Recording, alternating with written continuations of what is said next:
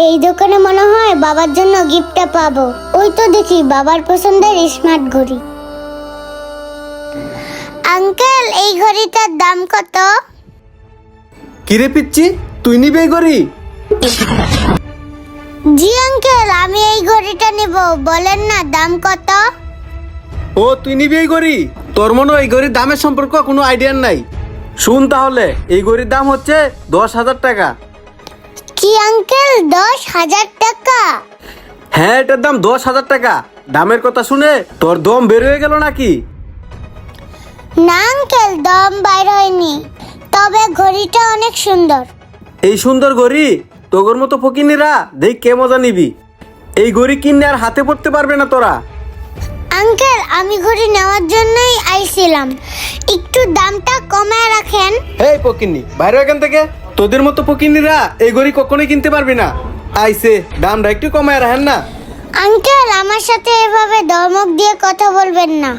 আমি আপনাকে একটা কথা বলবো, আপনি কি কথাটা রাখবেন? আঙ্কেল, আপনি এই ঘড়িটা বিক্রি করেন না। আমার কাছে তো এখন টাকা নাই, তাই আমি কালকে এসে নিয়ে যাব।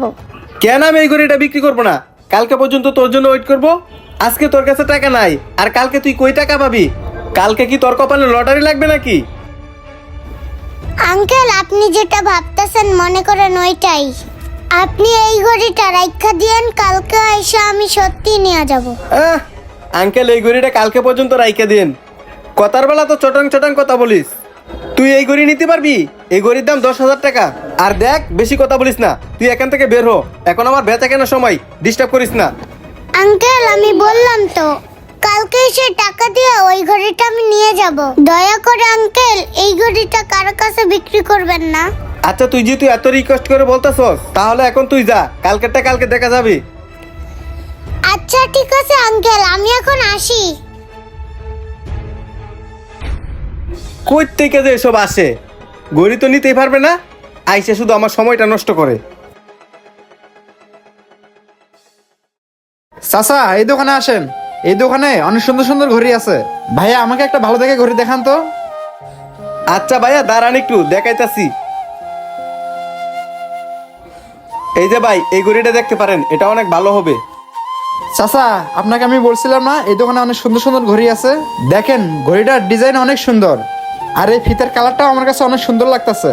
আপনি কোনটা বলেন? হ্যাঁ চাচা, ভাইয়া কিন্তু ঠিকই বলছে। এই ঘড়িটা কিন্তু ভাইয়ার হাতে ভালোই মানাবে। ও আচ্ছা, তাহলে ঠিক আছে, ঘড়িটা প্যাক করে বাতিজারে দিয়ে দেন। চাচা ঠিক আছে, দিতাছি আমি। আর চাচা, ঘড়িটা কিন্তু সিঙ্গাপুর ভেরিয়ান। এটার দাম কিন্তু 10,000 টাকা পড়বো। আরে বাজান, টাকা বড় কিছু না। আমার বাতিজার যেহেতু ঘড়ি পছন্দ হয়েছে, তুমি এই ঘড়িটা প্যাক করে দিয়ে দাও। এই ঘড়িটার দাম যদি 20,000 টাকা হইতো, তারপরেও আমার বাতিজারে আমি ঘড়ি কিনা দিতাম। তুমি ঘড়িটারে প্যাকেট করে দিয়ে দাও, আমি টাকা দিচ্ছি। ভাই, এই যে ধরেন আপনার ঘড়ি। 1 2 3 4 5 6 7 8 9 10। এই যে লও তোমার টাকা। 1 2 3 4 5 6 7 8 9 10। আঙ্কেল। কিরে পিচ্ছি, তুই আজকে পাইছস? হ্যাঁ আঙ্কেল, আমি বলছিলাম না আমি আসবো। ঘড়িটা কি বিক্রি কইরা ফেলাইছেন? বিক্রি করবো না তো কি করব? তোর জন্য আমি রেখে দিব। আর এই ঘড়িটা ওই চাচার কাছে আমি বিক্রি করছি। আঙ্কেল, কালকে আমি আপনাকে হাত জোড় করে বললাম না ঘড়িটা বিক্রি করবেন না, তাও আঙ্কেল আপনি এই ঘড়িটা বিক্রি করে দিলেন। এই, তোর জন্য কি আমি ঘড়ি বিক্রি করবো না? তোর তো একদিন পরে আসার কথা ছিল, আর তুই তো আইসস 2 দিন পরে। আর তোর যদি ঘড়ি নেওয়ার ইচ্ছাই থাকতো, তাহলে তুই গতকাল আসতি। 2 দিন পরে আসলি কেন বল? আঙ্কেল, আমি কালকে সব টাকাই জোগাড় করতে পারিনি, তাই আজকে আইছি। ও, আজকে তুই সব টাকা ম্যানেজ করে লাইছস? হ্যাঁ আঙ্কেল, আমি টাকাগুলো নিয়ে আসছি। আঙ্কেল, এই দেখেন টাকা। কিরে, তুই এত তাড়াতাড়ি 10,000 টাকা ম্যানেজ করে লাইছস? কিরে, কোনো জায়গায় আবার চুরি টুরি করস নাই তো? না আঙ্কেল, এই টাকা আমি কোথাও চুরি করিনি। আমি যেই দিনে ওই ঘড়িটা দেখছি, ওই দিনে আমি ভেবে নিছি ওই ঘড়িটা আমি নেব। আঙ্কেল, ওই ঘড়িটা না বিক্রি করে থাকলে আমাকে দেন। সত্যি বলতে আঙ্কেল, আমি ওই ঘড়িটা কেনার জন্য অনেক কষ্ট করছি। কখনো মানুষের বাসায় কাজ করছি, কখনো হোটেলে যাইয়া প্লেট ধুয়ে দিছি। আর জানেন আঙ্কেল, আমি এই ঘড়িটা কেনার জন্য মানুষের বাসায় বাথরুম পরিষ্কার করার কাজ পর্যন্ত করছি। কি বলতেছো মামুনি?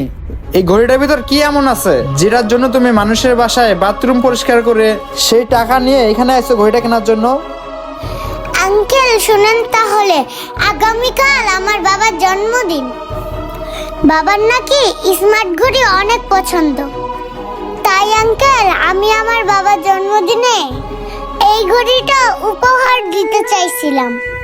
আমি মনে মনে ভাবছিলাম এই ঘড়িটা নিয়ে গিয়ে বাবাকে সারপ্রাইজ দিব। বাবা, তুমি তো দেখতেছি মনে মনে অনেক সুন্দর একটা চিন্তা ভাবনা করে রাখছো। তুমি মনে হয় তোমার বাবাকে অনেক ভালোবাসো না, তাই ঘড়িটা এভাবে সারপ্রাইজ দিতে চাইছিলা? হ্যাঁ আঙ্কেল, আমি আমার বাবাকে অনেক ভালোবাসি। মনে হয় না আঙ্কেল, আমি আমার বাবার পছন্দের ঘড়িটা বাবাকে আমি গিফট করতে পারবো, কারণ আমার বাবার পছন্দের ঘড়িটা আপনারা তো নিয়ে নিছেন। ভাতিজা, তুমি এক কাজ করো, এই ঘড়িটা ওই পিচ্চি মায়াকে দিয়ে দাও, আর তোমার জন্য আমি অন্য একটা ঘড়ি কিনে দিচ্ছি। ঠিক আছে চাচা, আমার ঘড়িটা না এতে অন্য জায়গা থেকে আমি কিনে নেবো নি। এটা যেহেতু ওর পছন্দ হয়ে গেছে, তাহলে ভাই আপনি ওকে দিয়ে দেন, ঠিক আছে? আমরা অন্য কোথা থেকে কিনে নেবো নি। এই নাও, এটা তুমি নিয়ে নাও।